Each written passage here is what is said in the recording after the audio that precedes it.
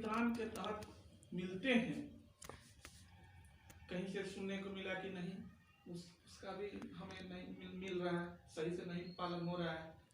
ठीक है, ये बातें एक धरातल पर सही है, लेकिन कहना है कि जो भी अगर ये आजाद भारत के पहले जो संविधान था, मनुस्मृति का जो कानून था, उस कानून से तो अगर नहीं भी कुछ मिल रहा है तो हमको लगता है कि करीब 90% मिला। उसी मनुस्मृति के कानून का पालन कर रहे होते और वो कितना दुरूह और जटिल था, ये हम लोग को पढ़ने को मिलता है। आप लोग इसे अभी नहीं सारे समझ रहे हैं, है ना, देखने को भी मिलता है। आजकल ये बातों पर चर्चा करना जरूरी नहीं समझता, इसलिए कि यूट्यूब है, वीडियो है, सिनेमा है, टीवी है, इस सब पे ये सारी बातें देखने समझने को सबको मिल रही है ना।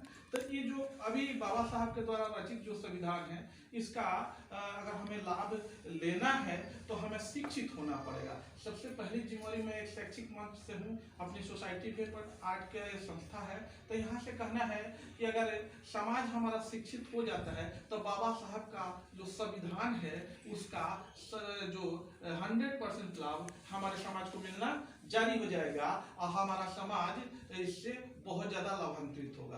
तो आपसे आए हुए सभी समाज के लोगों से मेरा आग्रह होगा कि ज्यादा कुछ न कहते हुए या किसी के आस्था या किसी धर्म विशेष या पार्टी पॉलिटिक्स या मजहब के आस्था को बिना चोट पहुंचाए, अगर हमारी कोशिश होनी चाहिए कि समाज के लोगों को हम इतना बताएं कि आप शिक्षित हो, अपने इतिहास को जानो, अपने संविधान को जानो और कुछ मानो, है ना, और मान के तब आगे बढ़ने का प्रयत्न किया जाए। क्योंकि शिक्षित होगा तो वो संविधान भी पढ़ेगा, अपना इतिहास भी पढ़ेगा और क्या पूर्व में घटित हुई है घटनाएं या अभी भविष्य में पूर्व की घटनाओं से शिक्षा लिया जा सकता है कि भविष्य में क्या होने वाली है। तो ऐसे एक कॉमन सेंस है कि आप पूर्व में घटित घटनाओं से अभी वर्तमान में क्या हो सकता है आप सचेत हो सकते हैं, है ना। तो एक और रही बात देखने को भी मिल रही है कि क्या होने वाला है। आप ये तो संविधान को मतलब पूरी तरह से प्रहार है, आपको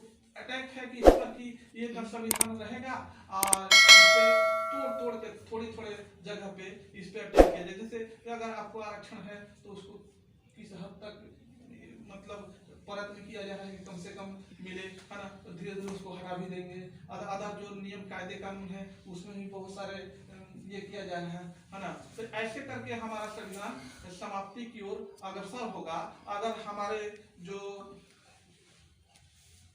मतलब पिछड़े अनुसूचित जाति के जो भाई हैं अगर अपने शिक्षा दीक्षा पे ध्यान नहीं देंगे और उस आगे बढ़ने का प्रयत्न नहीं करेंगे तो वो और ज्यादा कमजोर होंगे और कमजोर को कुछ भी थोपना बहुत आसान होता है। आप ध्यान दिए होंगे आप लोग कि किसी को अगर डाइवर्ट कराया गया है तो मजबूत को डाइवर्ट नहीं कराया गया है, जो कमजोर था, शोषित था, पीड़ित था, उसी को डाइवर्ट कराया जाता है।